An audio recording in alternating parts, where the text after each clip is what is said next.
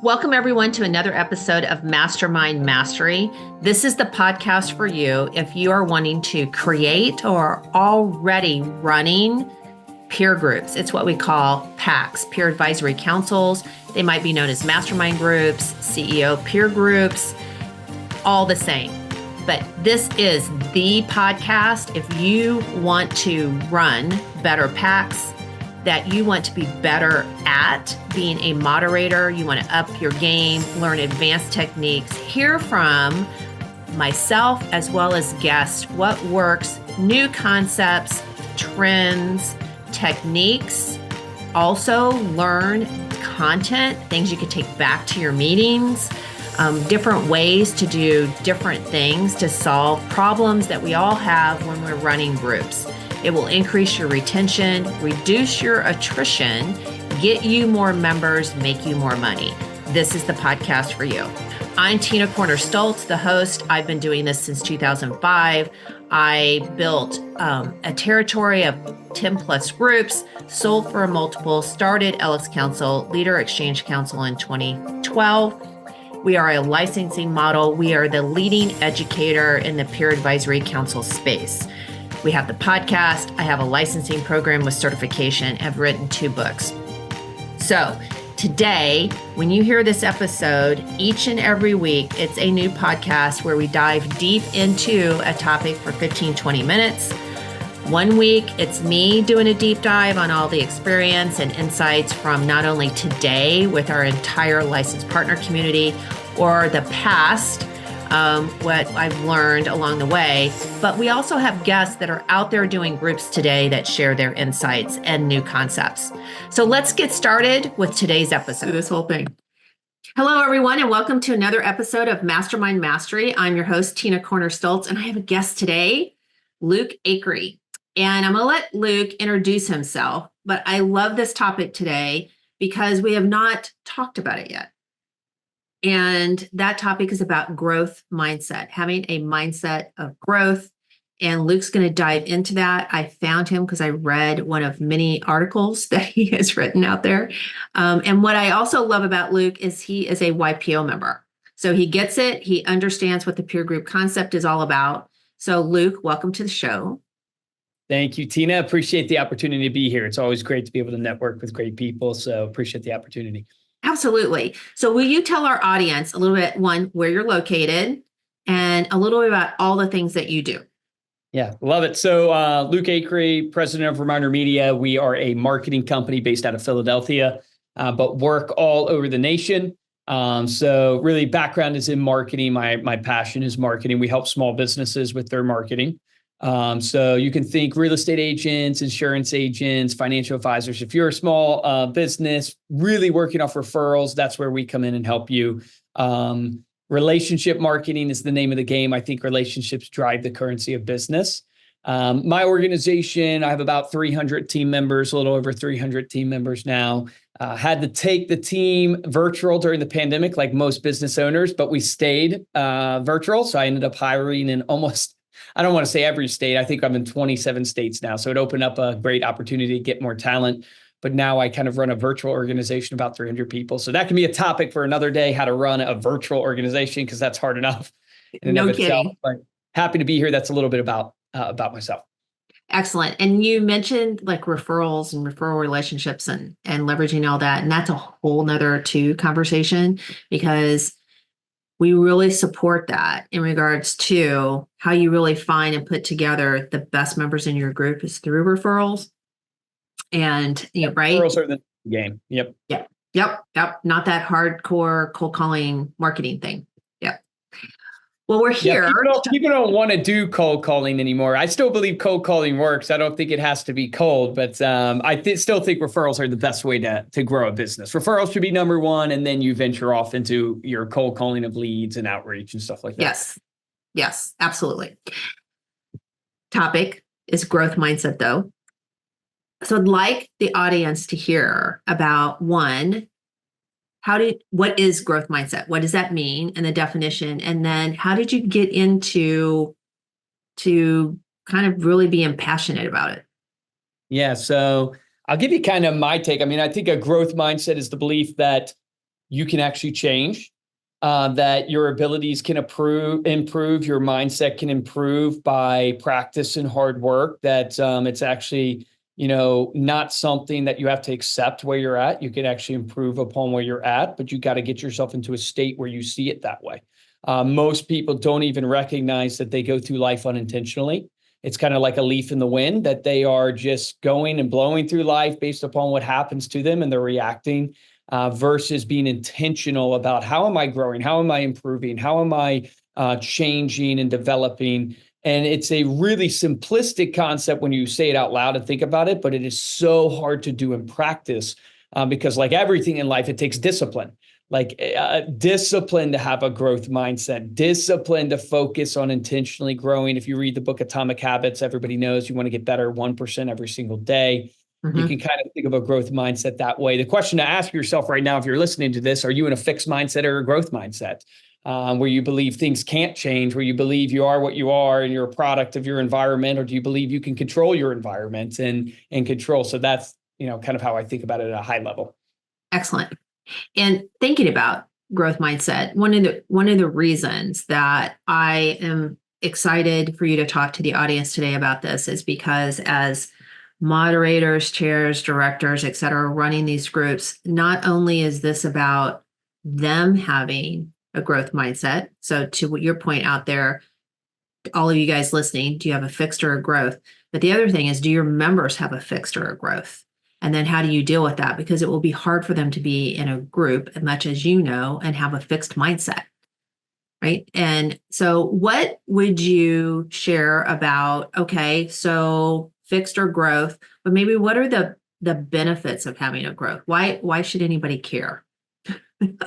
Well, what is the saying? If you're not growing, you're dying, right? So as a person in a relationship, as a business, if you're not growing, you're dying. I think a question you can ask yourself is, do you see, to understand if you have a fixed mindset or a growth mindset, is do you see challenges as opportunities?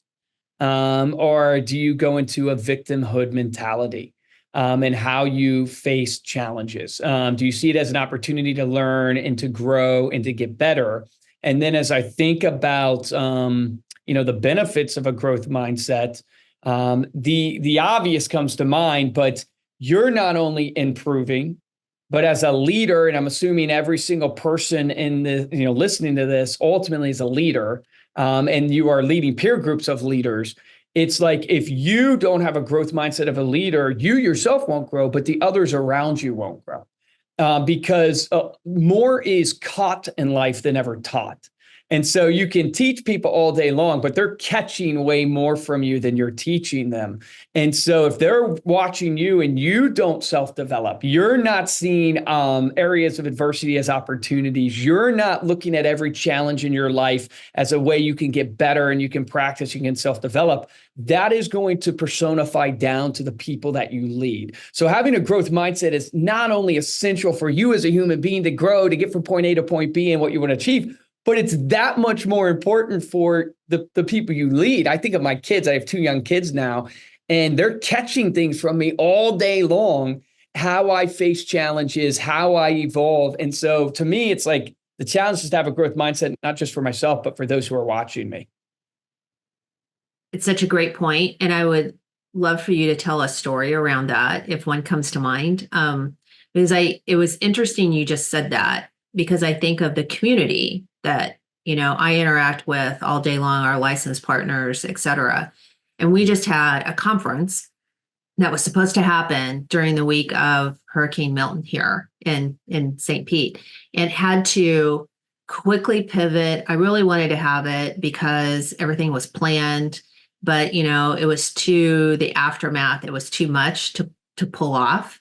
And just the quick pivot and making sure that the whole community knew this is what we're going to do and all of that. It was interesting, the number of people that said and observed about how that was handled by our organization in such a positive way. So it was interesting that you talked about your kids, because a growth mindset is just not in what we're talking about today with peer groups and members, but in your life in total. So, Luke, does a story come to mind that would help our audience kind of resonate, like the impact it can really have? Yeah, I love what you were sharing there. It reminds me of the golden rule of PR is communicate, communicate, communicate, right? In the sense of like when negative things happen, if you let a void happen in communication, negativity will fill the void. But if you step out and you control the messaging and you show up for your people, or like you guys did showing up in the area, then all of a sudden you're controlling the narrative. So that's such a great business and marketing tip. I mean, the story that comes to mind for me, there's many challenges that we have faced in growing Reminder Media. Like probably most people listening, I had over a dozen people quit on me in a matter of 2 weeks, which is a failure in my leadership. I'm not proud of it. I look back and I go, okay, why did they quit? But the reason why they quit is because we had ventured off and created another office. It wasn't really working. We brought people back to corporate. You're trucking along. We're making decent money. I think we're $40 million at this time in revenue, and we're making decent money. And what they don't teach you about success is the drug that paralyzes. When you have a little bit of success in your life, you get comfortable. And we all know comfort's the enemy of progress. And so we were at this point in Reminder Media. We're a $40 million company. We're making some money, but we're not growing. And if you're not growing, you're dying. And I had a choice to make as the leader.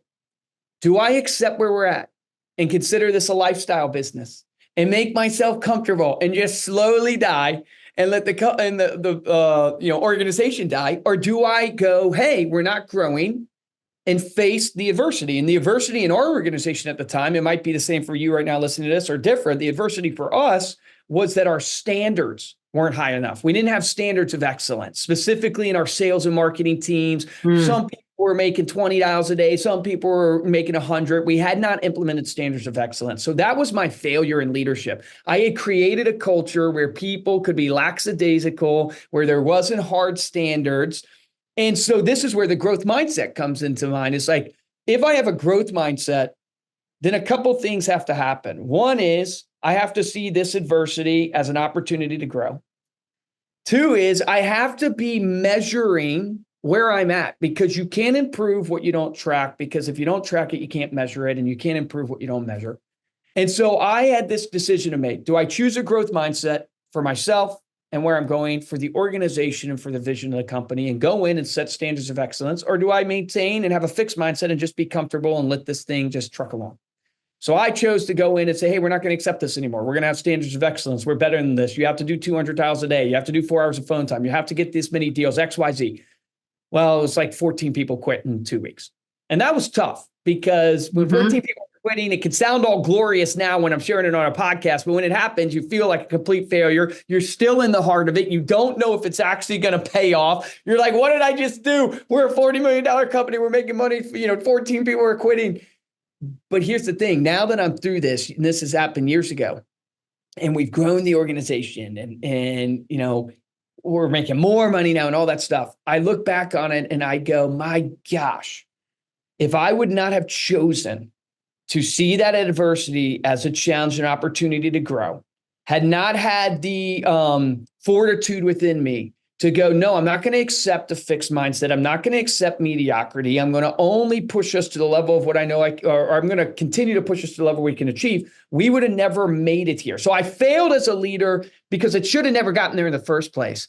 But because I was willing to get in and set the standard, and it taught me 4 things in leadership. One is it taught me a great leader has to be vision-minded, not relationship-minded. And this was one of the hardest things for me to understand as a leader, is that some of the greatest leaders of all time, if you think about what they've done, like I think about, storming the beaches of Normandy, and that as a leader, sending troops into battle that are going to pass away for the cause and for the vision and mission. I mean, that is a leader that is so vision oriented that they're willing to even send troops in the battle for the cause. You as a CEO, you as a leader have to be that vision oriented on your company and your success. But it taught me that your vision has to be big enough, as Ed Milet says, for the people that work with you, for their vision of their life to be inside your vision. And what I had failed to do is I wasn't committed to the vision at the time, and I allowed people's vision of their life to be disconnected from the vision of the company. And I had not chosen to align that until that moment, and ended up having casualties because of that. The third thing it taught me is the greatest leaders are not the leaders that lead from on high. They're the leaders that lead from the trench. Yeah. you want to challenge yourself of, do you have a growth mindset or not? Here's what I would challenge you is, are you in the trench? Are you in the trench? Are you in the details? The greatest leaders are in the details. It's easy to espouse theories from on high or from a corner office. It's very difficult to get in there and do the work with your people again and again, digging. And only from the trench do you understand what needs to be changed. Only from getting in there and using the tools that your employees have to use do you understand, wow, this tool doesn't work. We got to invest some more money into another tool. So it taught me that, wow, in order to turn around the organization, I had to get in myself and figure out what should the standards be, do the work myself, get in as a servant leader. And I hope this isn't coming across as a brag on me. It's actually my failure, but it taught me so much. And these are the lessons that I've learned from it. And then the last thing is that great leadership, great growth comes from accountability. So you need to have a great vision. You need to make sure that your people's vision can fit inside your vision, inspire into them every single day. You need to walk with the people in the vision, but most importantly, you have to hold people accountable to the vision. It starts with first you. So the growth mindset starts with your accountability to growth, the man in the mirror. And that's a really hard thing to do. And then it starts with the people that you're around. I'm reminded constantly of the story of Michael Jordan when he talks about the person who made the most impact on his life. And this is something I think he had shared with Tony Robbins. But it really impacted me when I heard it, because Michael Jordan referred to the basketball coach that cut him from the team. Yes. That told him he couldn't play. You've heard this story. It's an amazing story because the power of it is Michael was more talented than the people on his high school basketball team. But the coach said you can't play because you don't have the right attitude. You're not showing up. But if you show up every single day for practice and are committed to the team, I'll guarantee you a spot next year. And he remembers that coach as having one of the biggest impacts on his life. And what stands out to me in that is he remembers the person that called him out on his BS. He remembers the person that was hard on him, the person that held him accountable. He doesn't remember the people in the stands cheering him on, telling him he's the greatest. Think about all the people that made the most impact on your life for a growth mindset. It's the people who called you out on your BS. It's the people who actually had the carpet. And it's like, can't be afraid of accountability in a growth mindset. In that lesson and story of losing 14 people in a matter of 2 weeks, and in going through that, it was a failure in my leadership because I had accepted the status quo. I wasn't pushing myself to the vision, inspiring people every single day in the trench, and then most importantly, holding myself accountable. And when I started to do that, I lost people because consequences of a mistake are losing people because they didn't want to go with the change. But our company is now doing 70 plus million. We've grown substantially. And so I would go back and make that decision every single day because it's what was needed. And if I'm not willing to do that as a leader, I shouldn't be the leader. Correct. So many things I want to comment on what you just said. And it's like where to start because, and I hope the listeners, you may want to rewind and hear this all again. But I think about kind of your story about Michael Jordan. Even I remember being in high school and I was on track to be valedictorian of the class because in this senior year, and I was an all-stater in multiple sports, first team, multiple sports. And the PE coach gave me the equivalent of a C because he said I wasn't working hard enough to my potential. And I was so mad. I'm like, what are you talking about? And but that stuck into me. That's all I can remember now. I'm like, all right, maybe I wasn't. And he called me out and it cost me, dearly. Obviously that C killed me on that remark. And, the things that you talked about in regards to leadership, and if you're not growing, the people around you won't grow. They won't stay with you because you want great, ambitious, people that go after and get it and stuff. And if you're not doing that, they're not going to stick. And that's another issue, right? And it's no different than members in a group. So you talk about accountability. So as a moderator, the moderators, you guys are accountable to holding your members accountable and calling them out and teaching your other members to do that with each other when they're not living up to their potential either, right? And if they're faltering about decisions they need to make, like you made a really tough one, right, with what you had to do. And that happens all the time in the boardroom. And all of those examples you stated, when I think about how do our listeners walk away with like, well, wait, what's a growth mindset? You laid out so many things that are the traits and characteristics of a growth mindset, right? Both personally and in your business to do that. But also if you think about it with your clients, like you did with your kids and all your team members. And the other thing I heard, you didn't explicitly say this, but here's my question to you, Luke, is you clearly, I suspect that your company knows how you felt about that you weren't in this growth mindset and you kind of slacked on the expectations and stuff. It owned it and then turned it around. Like, were you really verbal about that? Oh, yeah, absolutely. Because vulnerability creates vulnerability. And, it's a golden rule in marketing. And I didn't purposely like, oh, I'm going to be vulnerable for people. But it's like, you got to be real because, people can respect someone who makes a mistake and owns it. And they'll get behind it even more because it builds trust. And trust, you're talking about like holding people accountable. The only way to do it, the only way to have healthy conflict is by having high degrees of trust. And if they can see that I'm owning my crap, as they say, and I'm owning it, I'm taking extreme ownership, I'm making changes, I'm moving, now they feel empowered to be real themselves. And we can have high degrees of trust because I'm not sitting here in a perfect seat. I'm sitting here real, owning it for myself, telling other people to own it. And so I try to be as real and transparent as humanly possible with my people. Sometimes it works, sometimes it doesn't, sometimes it gets me in trouble. But I try to do that because I believe that's the only way to really lead. Otherwise, you get politics, you get bureaucracy, you get silos, you get a bunch of crap that doesn't help people move forward. Right. Correct. Well, here we are towards the end and wonderful information. What I ask every guest is, what one piece of advice would you share and leave our audience with? And it could be about anything, or it could be about growth mindset. But what comes to mind to share as the one last thing? Well, to keep it in the same vein, I'll tie it to growth mindset. It's like most things in life, a growth mindset is not something that's accomplished in a moment in time. A growth mindset is a discipline and a habit that you build in your life that turns into who you are from a character perspective. And so that means that every single day, every single peer group meeting, you have to practice intentionally the things that are showing that you're in a growth mindset, that you are asking yourself the question, how have I grown this past month?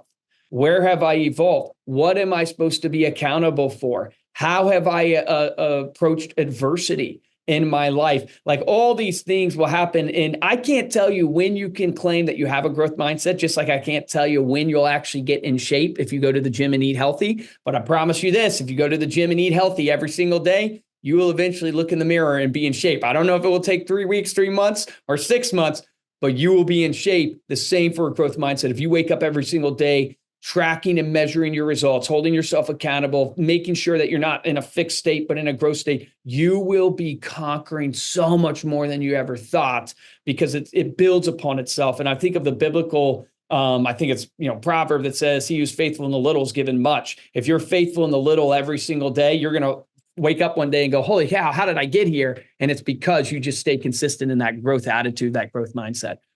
Excellent. Great lessons, Luke. Thank you. And if anyone listening would love to contact you and find out more about what you do, what your company does, how would you suggest they do that? Yeah, would love to connect on social. So you can find me on Instagram. I'm probably the most active. It's at Luke Acree. It's Acree. So Luke Acree. And then LinkedIn, you can find me at Luke Acree as well, or on Facebook. But would love to connect with you there. And then my company is Reminder Media. We're a marketing company. So if you are looking for marketing, we'd love to talk to you. And that is literally Reminder, like REMINDER for everyone out there. Remindermedia.com. Yep. Excellent. Luke, thanks again. And to everyone out there listening to this episode, and particularly because this is airing in December, it is a great time to do a stock, right? Of how did the year go with your growth and what do you really want your growth mindset to be like going into 2025? And until then, you guys go make it happen. Thanks again, Luke. Thank you, everyone, for listening to another episode of Mastermind Mastery. And to get access to today's episodes, not only the show notes, but any tools and resources, encourage you to not only will you find them in the episode show notes, but also you can go to the website www.lxcouncil.com, so lxcouncil.com, and you will find a plethora of articles and content and tools and resources and worksheets and things like that that can be helpful to you in creating and running successful packs. I want to leave you with one thing that we end and teach to do in every single meeting, and that is the very last thing is to ask, what is your takeaway from today's episode? I encourage you to give that thought. Take advantage of the time you just invested in listening to the episode, and what can you do to move one step closer to the vision that you have and the goals that you're trying to achieve with your groups. So again, take a step back. What's your key takeaways? What can you actually act on? And I leave this with one note, and those of you that have read my book, Your Seat at the Table, you know that I ended the book with a story about my mentor. He always, when he met people, had a pebble in his pocket that he passed to them when there was knowledge shared. And so I ask you today to think about that pebble concept and to pass what you learned today on to someone else, which could be your members, or take it internally to yourself and act on it. So now go do something with those takeaways.